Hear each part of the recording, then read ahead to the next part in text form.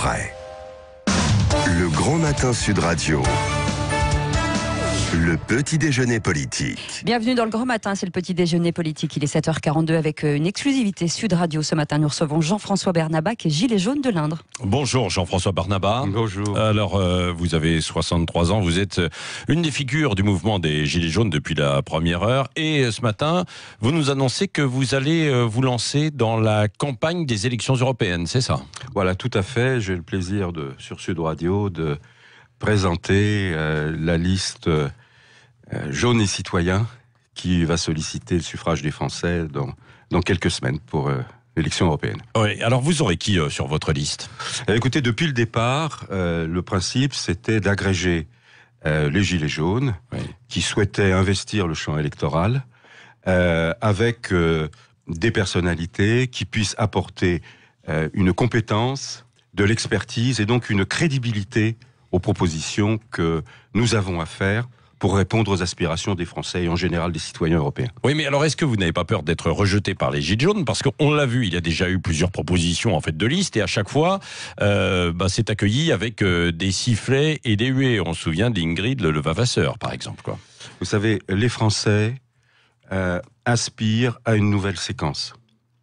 Ils voient bien que la pression de la rue ne fait pas céder le pouvoir.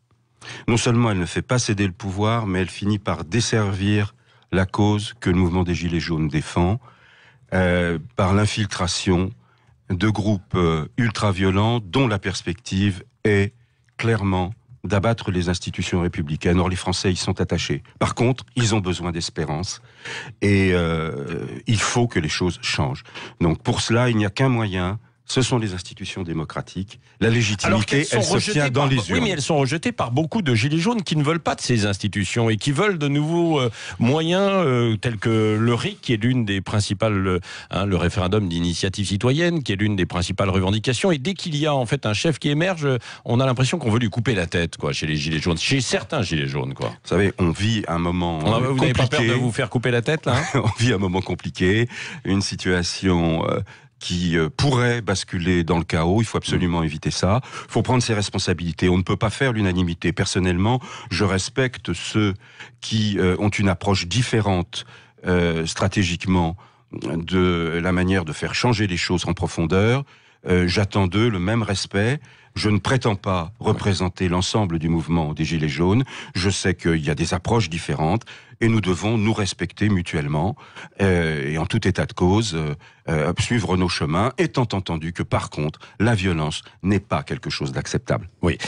Alors quelles vont être les principales revendications? Qu'est-ce que vous allez mettre en avant sur votre liste? Parce que quand on regarde évidemment l'ensemble des revendications qui sont venues du mouvement des Gilets jaunes, ça part un peu dans tous les sens, hein. Donc les Français eux-mêmes ont du mal à se retrouver, y compris parfois les Gilets jaunes, quoi. Vous savez, début novembre, je me suis toujours astreint à présenter de ce mouvement ce qui faisait consensus en son sein. Et ce qui fait consensus en son sein, qui faisait déjà naturellement fin novembre, et qui c'est encore le cas aujourd'hui, c'est l'aspiration à pouvoir vivre dignement, que l'on travaille, que l'on ait travaillé ou que l'on travaille dans le futur. Et donc l'aspiration à un pouvoir d'achat qui permette de vivre dignement est la principale. Elle est soutenue par tous les Français qui, on le voit bien, subissent en permanence une pression fiscale et une pression sur le pouvoir d'achat qui ne permet pas de vivre dignement. Bon, non mais ça c'est d'accord, Jean-François Barnaba, mais c'est un constat. Mais alors les propositions, parce que quand on se présente, il faut mettre des propositions sur la table. S'il y en avait 3 principales. Tout à fait. Vous savez, l'élection européenne, nous y allons pour plusieurs raisons. D'abord, parce qu'il faut porter les revendications que j'exprimais. Il faut les faire remonter au niveau européen.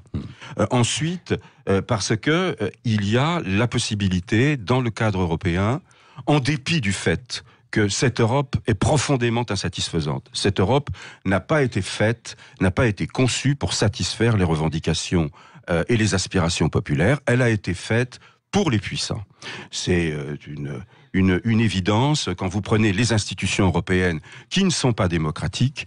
Je sais que les Français ne sont pas forcément informés de cela, mais par exemple, le Parlement européen n'est pas à l'initiative des lois. Les procédures, je dirais, ordinaires font que c'est la Commission, c'est-à-dire des gens non élus, qui proposent les lois. Donc, cette Europe n'a pas été construite de manière démocratique et n'a pas été construite de façon à donner satisfaction au peuple. Ouais. Néanmoins, il est possible et il est nécessaire d'y porter les revendications que j'exprimais tout à l'heure. Alors oui, mais moi j'ai toujours pas compris, Jean-François Barnaba. Ça fait 5 minutes qu'on discute. Non mais oui, dites-moi concrètement, il faut dire les choses, quoi. Voilà, parce que les gilets jaunes sur le terrain, ils veulent pas de blabla, ils veulent en fait peut-être pas forcément des résultats immédiats. Enfin, c'est ce qu'ils souhaitent quand même, mais ils veulent aussi des choses concrètes, quoi. Et notamment parmi ces propositions. Alors, eh bien, concernant le pouvoir d'achat, comme je le disais tout à l'heure, il est indispensable, il est légitime de penser que on doive augmenter le pouvoir d'achat de toutes les catégories.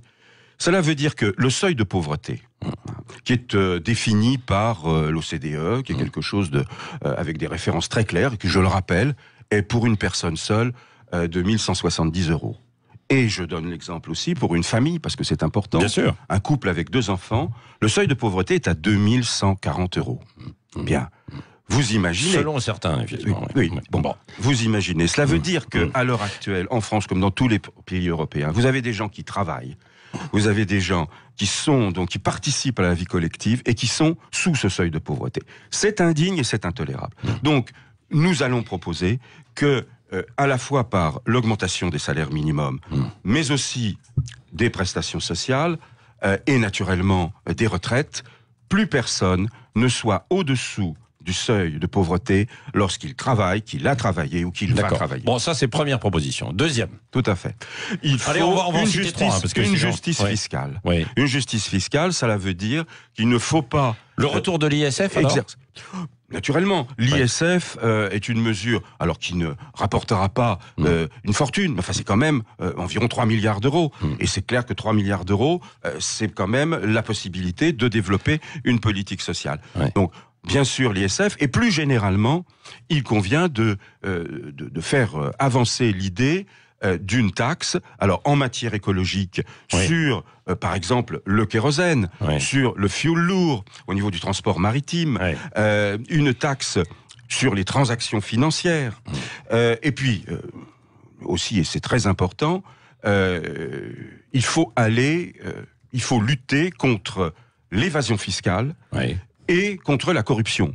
Cela représente évasion fiscale et corruption à un moment où nous avons à la présidence de la Commission l'empereur de l'évasion fiscale, puisque l'ex-premier ministre du Luxembourg, qui est la terre privilégiée.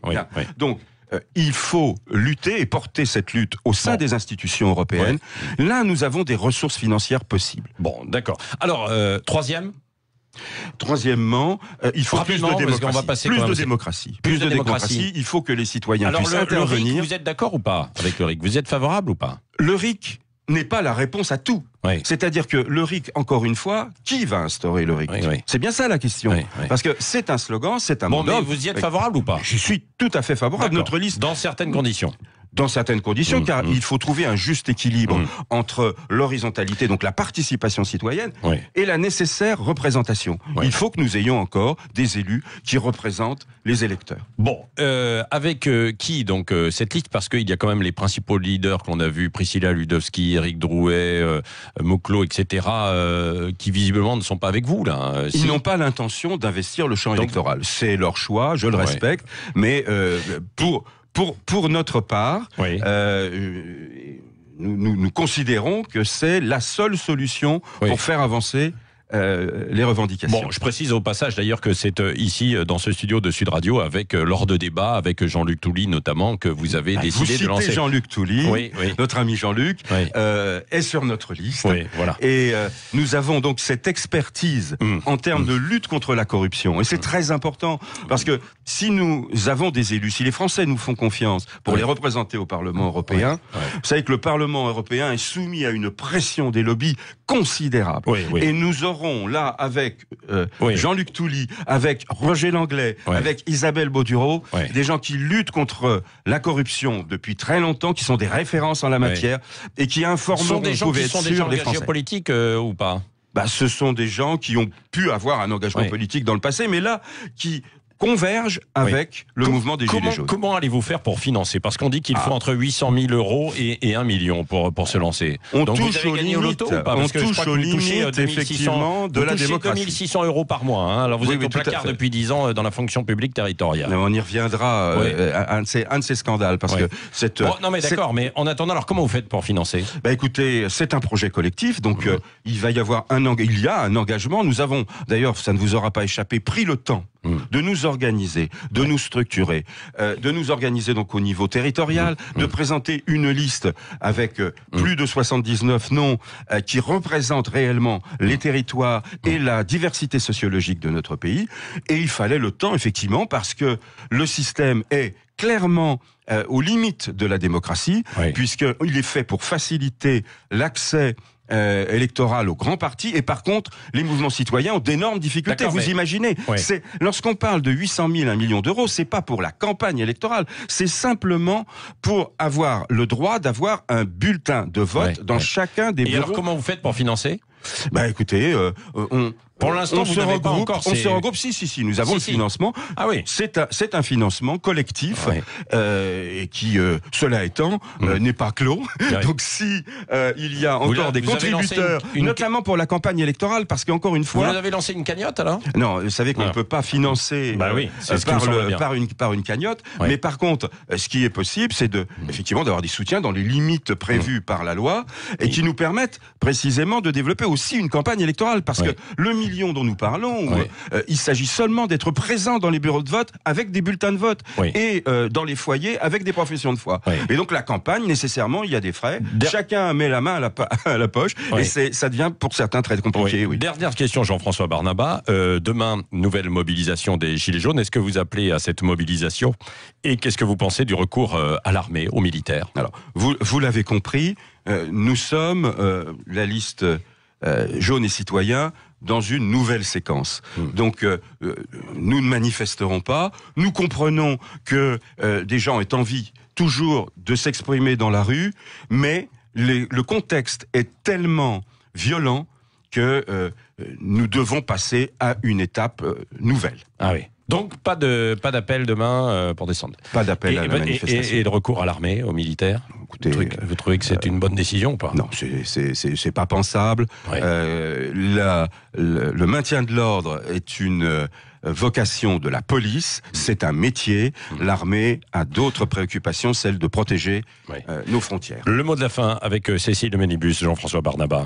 Ingrid Levavasseur et Jacqueline Gouraud ont été à de multiples reprises menacées de mort. Est-ce que vous avez été menacé? Oh oui, dès le début. Oui. Dès les premiers jours du mouvement, dès que je suis apparu sur les plateaux. C'est malheureusement, vous savez, nous vivons dans un contexte d'extrême violence et les réseaux sociaux y contribuent. C'est un peu un déversoir et malheureusement un déversoir de haine. C'est bien dommage. J'espère que le respect l'emportera. Mais ça vous fait peur pour vous et votre famille? Ça a pu me préoccuper, notamment pour ma famille, oui, certaines circonstances, avec des indications plus précises qui pouvaient être inquiétantes. Mais en même temps, l'engagement... Comme, contrairement donc à Jacqueline Moreau, et donc et Priscilla Ludowski et d'autres. C'est ça fait. Et c'est un invité surprise pour vous. Bonjour François, c'est Jupiter de moi-même, alias Emmanuel Ier de Macronie. Pardon de vous le dire, mais toi et moi, on a un point commun. On te reproche d'être payé sans avoir de poste, alors qu'à l'inverse, moi, on veut me faire payer pour que je quitte le mien.